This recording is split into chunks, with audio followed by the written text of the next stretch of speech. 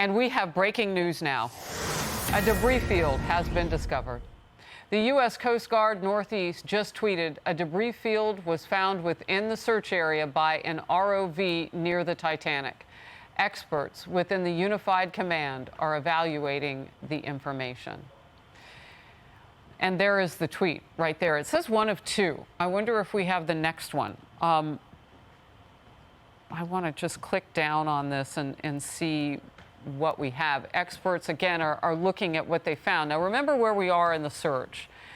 This has been an area where they have concentrated, and then they went out about 10,000 square miles thinking that maybe currents or just the inertia of that thing on the move, that submersible on the move. But now, if this debris field has anything to do with the submersible Titan, which went down to see the Titanic, the question is it on the ocean floor? Did it make it all the way down 12,500 feet to see the remnants of the Titanic? Did something happen? Remember, a previous guest this hour said that he's always suspected it was something quick and catastrophic.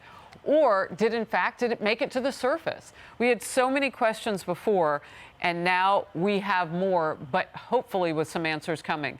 So one tweet we read you. The other tweet is information for the next press briefing can be found at, and it will be at 3 p.m. Eastern today. So one tweet telling us that a debris field has been discovered within the search area by an ROV near the Titanic. The next about that 3 p.m. Eastern news conference. Take a look at the map now and the area that they've been searching and how much water they have covered, all of the assets that they've deployed in just the last, really, 16 hours in all of this. And we knew that there was some sort of timeline. We didn't talk about it much, not today, because we had experts telling us, well, that timeline might have been extended because the people in the craft had such experience, including the company's CEO, on how to survive, on how to extend that timeline. So we are hopeful now that that has happened.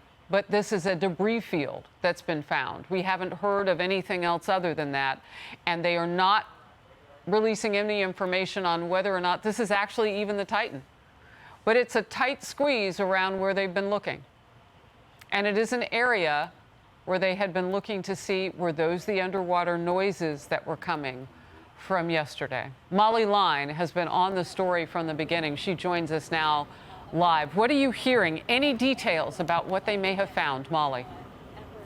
Harris, I think you probably broke the biggest news that we've just received from the U.S. Coast Guard, that this debris field was discovered in the search area, so the area where they were actually looking, by an ROV near the Titanic. Of course, the Titanic is where the Titan sub was trying to go when they descended on Sunday morning. Experts within the Unified Command, they've drawn together all these experts from around the globe, specialized in deep sea recovery and rescue, coming together, are evaluating the information at this time. That really is the big and most significant news. We're expecting a briefing a little later on this afternoon at about 3 o'clock here at the U.S. Coast Guard base in Boston to give us some more details. But at this point in time, they haven't elaborated on what precisely the debris field entails, what they're seeing from this ROV. That apparently they have some information. We don't know if they're getting photos or if something's been touched or grabbed. We have no details yet about how successful that ROV, that remote operated vehicle that's deep under the water,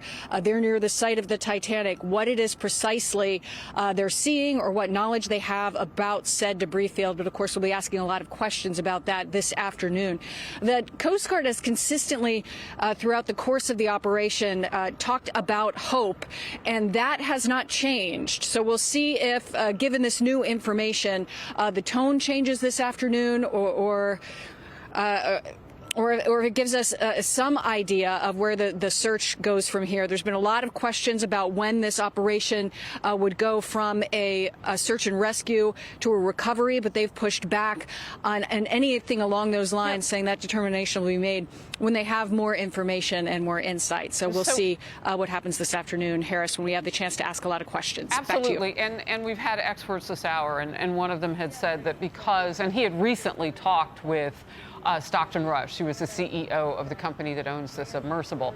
And what he said was that, you know, a couple of things. One, he had full faith that the hull would be able to hold. And there were a lot of as you know, investigations, not investigations, but a whistleblower complaint to OSHA about the hull testing that this company had been doing. So he spoke separate from that and said, well, in his conversation with Stockton Rush, the CEO, there was confidence there. And the other thing he said was all of the experience on board with those who are really thrill seekers and all the different places they've been. You know, one of them was a billionaire who had been in Jeff Bezos' space flight and all of that. And just saying that they know how to survive and to extend a survival window by using less oxygen, by compressing their energy, by doing those things that would give them the best chance to survive while people looked for them.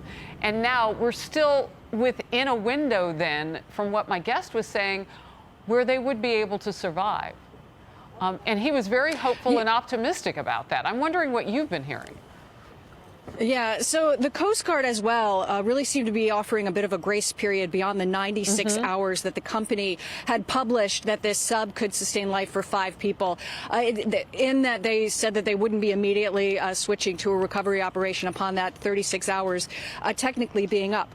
Now, if a debris field has been discovered, one of the things that many of the experts have been talking about as far as this submersible is concerned is the possibility of an implosion.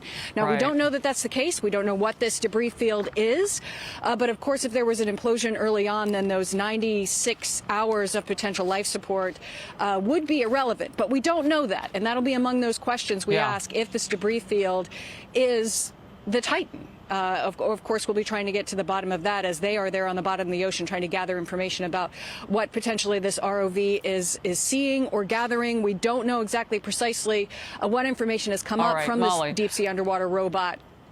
I want to concentrate for just a second because we have their pictures up. And as we wrap up our coverage here and go on to Outnumbered, the human element in all of this, and the 5 souls that are aboard the submersible Titan that went down on Sunday to go see a fantastic sight, the Titanic remnants. The search has been mighty. We are in day 5, and now the discovery of debris, a news conference coming up at 3 p.m. Eastern. We are all over the developments, and we are still holding out hope. Outnumbered now.